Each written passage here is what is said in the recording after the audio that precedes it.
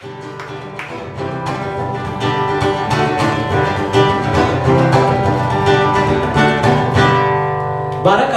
naiz eta daukat paro obrero, horregatik euskaltegira noa ni egunero.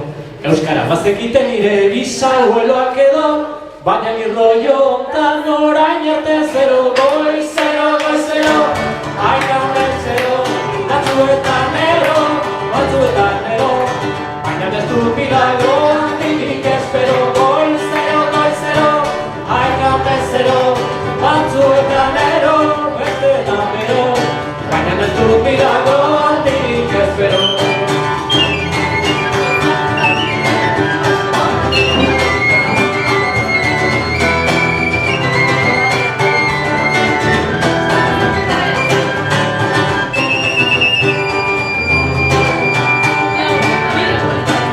Goizian goiz hasi behar du, motibazio bila.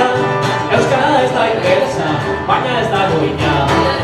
Askotan pentsatzen dut daudela inutila, nik ez daukat kulparik ez banaiz abila. Hau da hau makila, aditzara zepila, hitzak beste mila, animo gutila.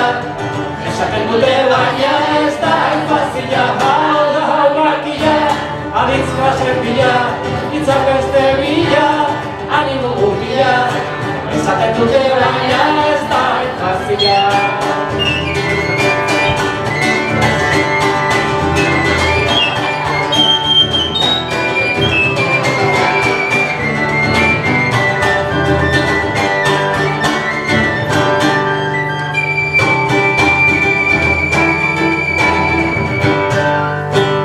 Ideia hau nire buruan, ez dakit noiz hasi zen, baina batzutan ez naiz hemen, gehiegi divertitzen.